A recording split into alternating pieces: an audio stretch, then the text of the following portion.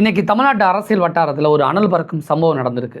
பாஜக முன்னாள் மாநில தலைவர் அண்ணாமலைக்கு ஒரு தேசிய செய்தி நிருபருக்கும் இடையே நடந்த ஒரு வாக்குவாதம் தான் டாக் ஆஃப் த டவுனாக இன்றைக்கி தமிழ்நாடு பொலிட்டிக்கல் களத்தில் அரங்கேறி இருக்குது. இந்த சுட இந்த செய்தியை பற்றி கிட்டத்தட்ட ஒரு 5 விதமான, அதாவது 5 பிரிவுகளில் நம்ம கொஞ்சம் டீட்டெயிலாக பார்த்தா நம்மளால் ஒரு முடிவுக்கு வர முடியும் அப்படிங்கிற அடிப்படையில் இந்த விஷயங்களை, இந்த இன்சிடெண்ட்டை 5 பாகங்களாக பிரிச்சுருக்கோம். நம்ம கொஞ்சம் டீட்டெயிலாகவே ஒவ்வொரு சப்ஜெக்டாக நம்ம பார்க்கலாம். அண்ணாமலைக்கும் அந்த நேஷ்னல் மீடியா பர்சனுக்கும் நடந்த அந்த காரசாரமான ஒரு வாக்குவாதம், அந்த டயலாக் தான் இன்றைக்கி மீடியாவை, சோசியல் மீடியாவை ஆக்கிரமிச்சிருக்கு. அது என்ன டயலாக் அப்படின்னா, எனக்கு சம்பளம் கொடுக்குறியா நீ, ஏன் நீ சொல்கிறபடி தான் நான் கேட்கணுமா, மரியாதை கொடுத்து மரியாதை வாங்குங்க அப்படின்னு அண்ணாமலை இவ்வளவு கடுமையாக அந்த ரிப்போர்ட்டரை பார்த்து கேட்டிருக்காரு. நேஷ்னல் மீடியா ரிப்போர்ட்டர், தமிழ்நாட்டு சேனல் ரிப்போர்ட்டரில் அவர். இந்த சம்பவத்தோட பின்னணி தான் ஊடகங்களுக்கும் அரசியல்வாதிகளுக்கும் இன்றைக்கி ஹார்ட் ஆஃப் த டாப்பிக்காக, பேசும் பொருளாக, ஒரு டிபேட்டபிள் விஷயமாக மாறி போயிருக்கு. இதை பற்றி தான் 5 பிரிவாக நம்ம டீட்டெயிலாக பார்க்க போகிறோம். இந்த இன்சிடெண்ட் டீட்டெயில்டு பிரேக் டவுன், சம்பவத்தோடைய நேரடி விரிவாக்கம், நேரடியான விரிவு என்ன அப்படின்னு பார்த்துக்கிட்டோம்னா, அதாவது மாநில அளவிலான பாஜக இணை அமைப்பாளர்கள் கூட்டத்தில் பங்கேற்பதற்காக முன்னாள் பாஜக மாநில தலைவர் அண்ணாமலை அங்கே வந்திருக்காரு. அங்கே வரும்பொழுது தான் இந்த சம்பவம் அரங்கேறி இருக்குது. பிரிவு 1, தி ரெஸ்பெக்ட் இஷ்யூ, மரியாதை மீறல் புகார் தான் இங்கே முதல் பாகத்தில் நம்ம பார்க்க போகிறோம். பாஜக தலைவர் ஊடகங்களை சந்திக்க வந்த நேரத்தில் ஏஎன்ஐ செய்தி நிறுவனத்தைச் சேர்ந்த ஒரு நேஷ்னல் மீடியா ஒரு நிருபர், ஒரு ரிப்போர்ட்டர் வந்து அண்ணாமலை கிட்ட ஒரு நிமிஷம் பேட்டி கொடுக்க சொல்லி கேட்குறார். அதாவது கொஞ்சம் வற்புறுத்தி கேட்குறதான்னு தெரியுது. அப்படி தான் அண்ணாமலையோட பார்வை, புரிதல் இருக்குது இந்த இடத்துல. இதற்கு அண்ணாமலை வந்து அண்ணாமலையுடைய பதிலடி என்ன அப்படின்னு பார்த்துக்கிட்டிங்கன்னா, அண்ணாமலை பேசின அந்த வீடியோவிலேருந்து கவனித்த விஷயம் என்ன அப்படின்னா, மரியாதை கொடுத்து மரியாதை வாங்குங்க. அது மட்டும் இல்லாமல் தமிழ்நாடு மீடியா கடந்த 4 வருஷமாக நாங்கள் அண்ணன் தம்பி மாதிரி பழகிக்கிட்டு இருக்கோம் அப்படின்னு குறிப்பிட்டு வேற அந்த செய்தியாளருடைய அணுகுமுறையை கடுமையாக விமர்சனம் பண்ணி அண்ணாமலை அந்த இடத்துக்கிட்ட பேசினது, நடந்துக்கிட்டதெல்லாம் இருந்துச்சு. இது பிரிவு 1. பிரிவு 2 என்னன்னு பார்த்துக்கிட்டிங்கன்னா, தி சேலரி கொஸ்டின், சம்பளம் கொடுக்குறீங்களா அப்படின்னு அண்ணாமலை கேட்ட அந்த டோன், அந்த கொஸ்டின்ஸ் இருக்குல்ல, ரொம்ப முக்கியமானது. கேள்வியோட ஆழம் இந்த இடத்துல தான் வாக்குவாதத்தோட உச்சக்கட்டமாக மாறுது. அதாவது அண்ணாமலை எழுப்பிய இந்த கொஸ்டின்ஸ் இதுதான் இந்த இடத்துல ஒரு டிபேட்டபிள் பொருளாக மாறி இருக்குது. அண்ணாமலையோடைய பதிலடி இந்த இடத்துக்கிட்ட நம்ம கவனிக்க வேண்டியது இருக்குது.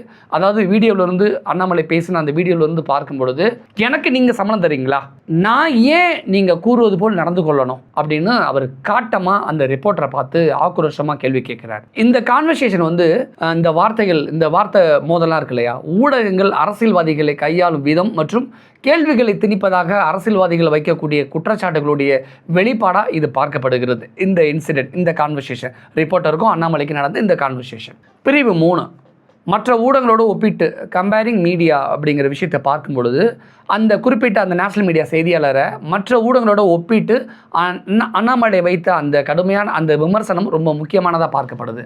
அண்ணாமலையோட பதிலடியை பார்க்கும் பொழுது, அதாவது அண்ணாமலை பேசின அந்த வீடியோவில் வச்சு அவருடைய பதிலடியை பார்க்கும் பொழுது, மற்ற மீடியாவை நீங்கள் பெரிய ஆளுன்னு, அதாவது மற்ற மீடியாவை விட நீங்கள் பெரிய ஆளுன்னு சீன் போடணும்னு நினைக்கிறீங்களா ஒரு நிமிஷம் அப்படின்னு அவர் கேட்டதிலிருந்து அந்த நிருபர் தனிப்பட்ட முறையில் கவனத்தை ஈர்க்கவோ அல்லது ஆதிக்கம் செலுத்தவோ முயன்றதாக அண்ணாமலை புரிந்து கொண்டார். அல்லது அண்ணாமலையுடைய புரிதல் அந்த இடத்துல அப்படி தான் இருந்ததா, அல்லது அண்ணாமலை கேட்ட கேள்வியின்படி தான் அந்த ரிப்போர்ட்டை நடந்து கொண்டாரா அப்படிங்கிற விஷயங்கள் இங்கே ஒவ்வொருத்தரோட பார்வைக்கு விட்டு விடலாம். ஏன்னா இது எல்லாமே லைவில் நேரடியாக நிறைய ஊடகங்களில் லைவ் போன ஒரு விஷயந்தான்.